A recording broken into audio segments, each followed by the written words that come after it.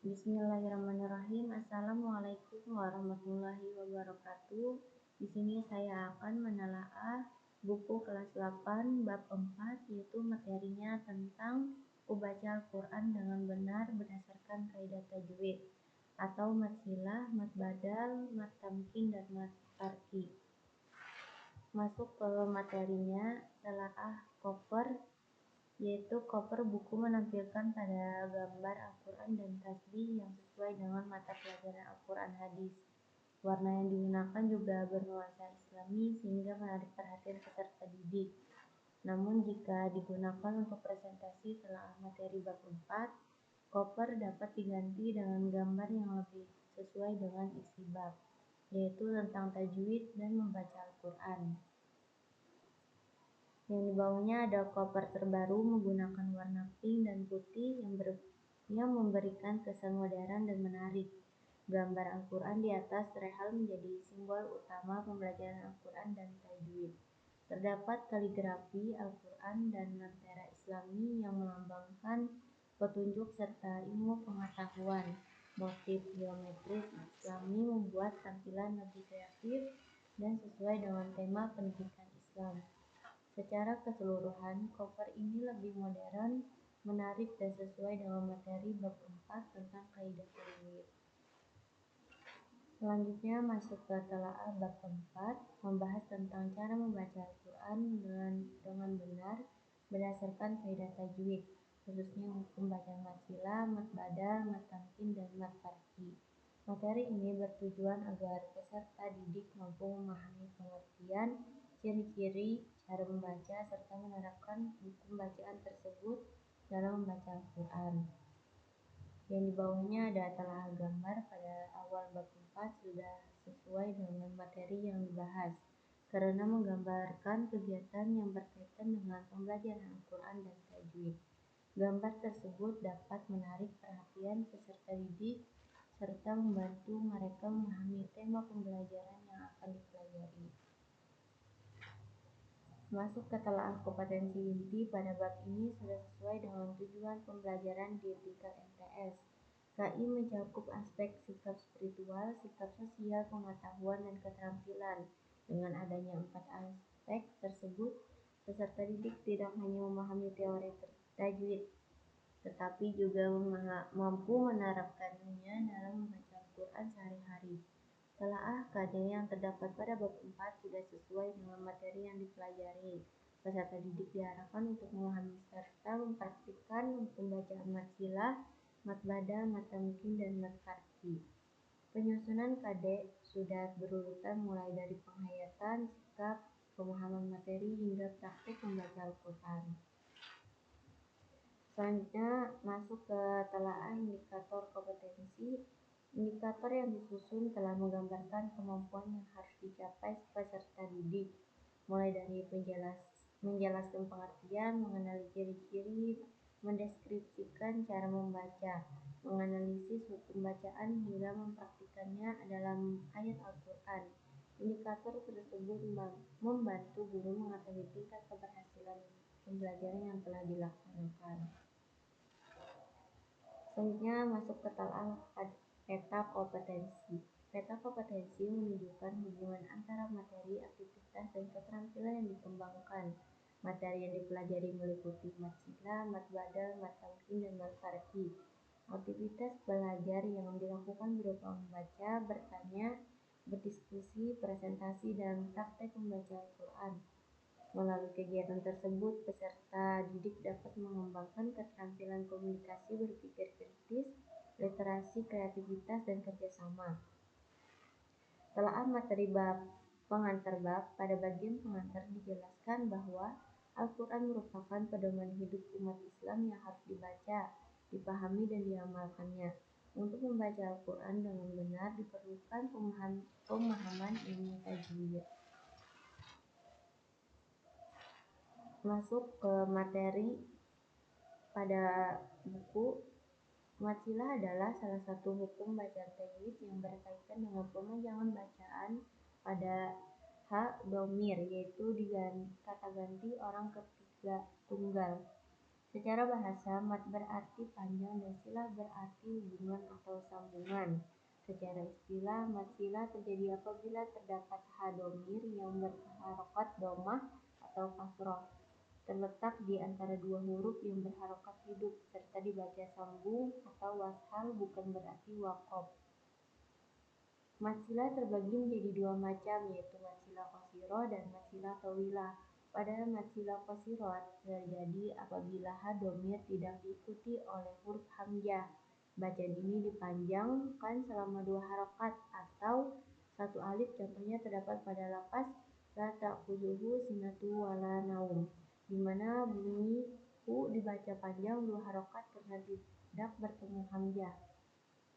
Sementara itu, mat sila tawilah terjadi apabila hadomir diikuti oleh huruf hamzah pada kata berikutnya. Bacaan ini dipanjangkan selama 4 hingga 5 harokat.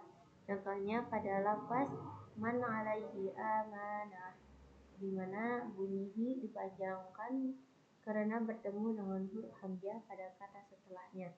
Dengan demikian, mat sila merupakan hukum bacaan yang penting untuk dipahami dalam membaca Al-Quran. Perbedaan antara mat sila qasirah dan mat sila tawilah terletak pada ada atau tidaknya huruf hamzah setelah hadomir yang mempengaruhi bacaan pendek, bacaan sesuai kaidah tajwid. Selanjutnya, telaah lembar materi ini menyajikan pembelajaran tajwid berbasis siswa yang dibagi ke dalam 3 tahapan utama. Mari bertanya, di mana siswa diajak menyusun pertanyaan mandiri, merangkum konsep, serta mencari contoh mat sila qasirah dan tawilah. Mari membaca yang berisi praktek membaca ayat kursi Quran Surah Al-Baqarah ayat 255 secara tartil disertai tabel penilaian pelancaran, serta mari berdiskusi kelompok kecil 3-5 orang dibentuk untuk mengidentifikasi hukum bacaan tersebut pada ayat yang sama.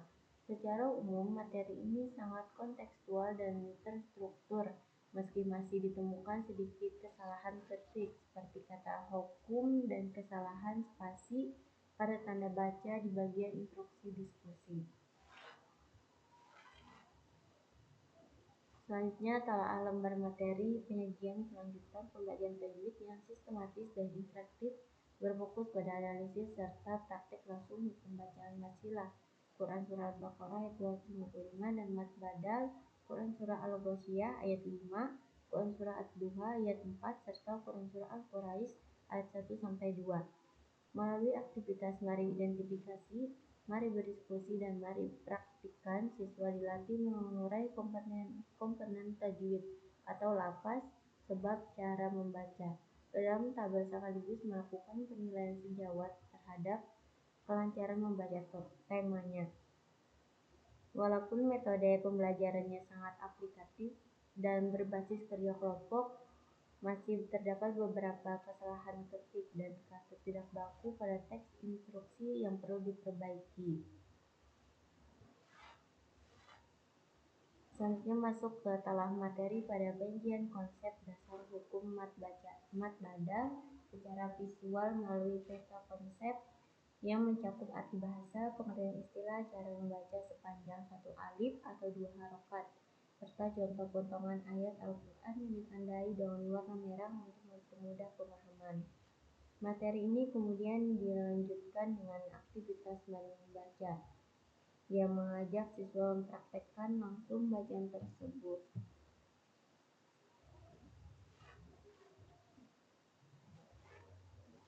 Selanjutnya, telaah materi pada penyajian penjelasan mengenai hukum bacaan mat tamkin secara visual melalui bagian terstruktur yang mencakup arti bahasa atau penetapan, pemantapan atau penguatan, pengertian istilah atau bertemunya dua huruf ya dalam satu kalimat, ya pertama bertasydid dan ya kedua sukun, serta cara membaca dengan memantapkan bunyi yang sangat bertasydid dengan ditekan dan ditahan dua harokat.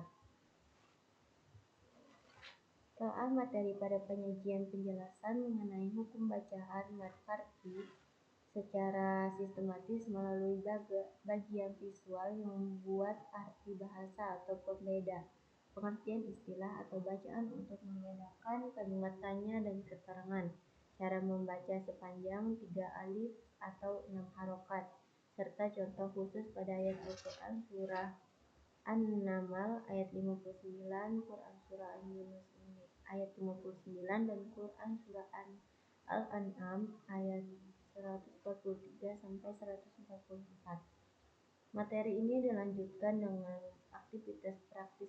Mari membaca untuk menguji kelancaran siswa dalam melafalkan mad tamkin dan mad farqi. Telaah penyajian model pembelajaran tajwid atau mad silah, mad badal, mad tamkin, dan mad farqi yang sangat terstruktur, interaktif, dan berpusat pada siswa. Setiap bab dirancang konsisten menggunakan peta konsep visual yang jelas, diikuti dengan aktivitas bertahap mulai dari menumbuhkan rasa ingin tahu, kerja kelompok, analisis, hingga praktek hafal-hafalan langsung, yang diakhiri dengan uji kompetensi kognitif serta psikomotorik yang terukur melalui rubrik penilaian terintegrasi. Meskipun model pembelajarannya sangat kontekstual dan efektif, kualitas redaksional di seluruh lembar materi ini masih memerlukan perbaikan keseluruhan.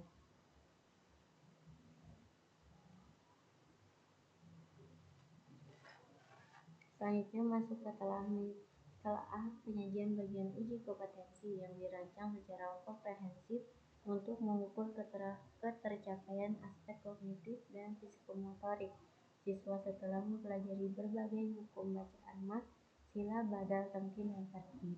Evaluasi ini dibagi menjadi penilaian pengetahuan memuat soal esai teoretis serta tugas analisis lafal ke dalam tabel.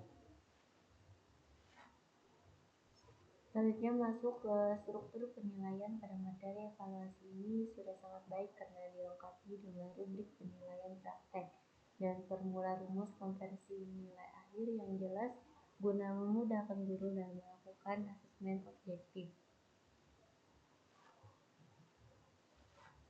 Telaah penyajian bagian rangkuman yang merangkum secara padat poin-poin inti dari hukum bacaan tajwid yang telah dipelajari, meliputi definisi bahasa dan istilah serta jenis dari mad silah, mad badal, mad tamkin, dan mad farqi.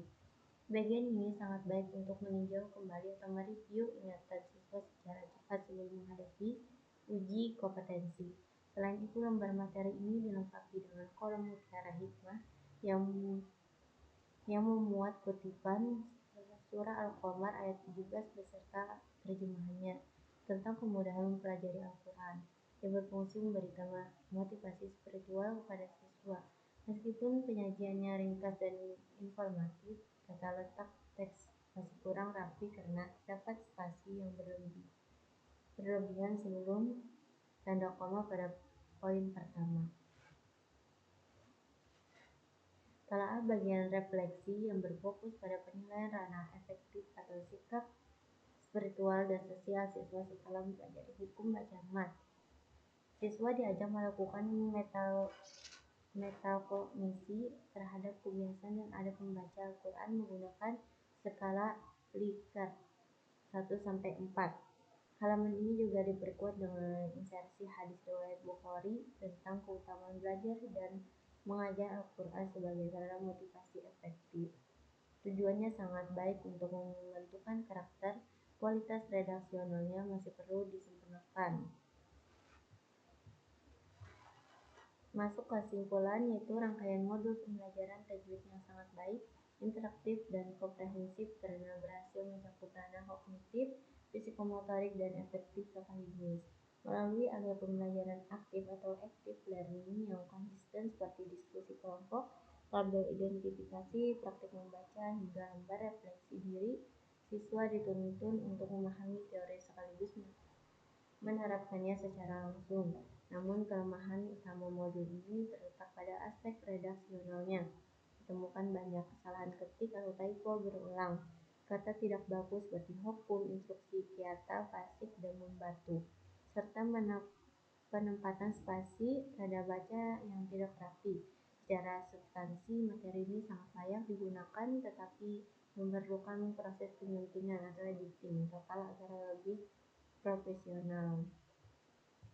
Mungkin itu saja telah dari saya. Terima kasih. Wassalamualaikum warahmatullahi wabarakatuh.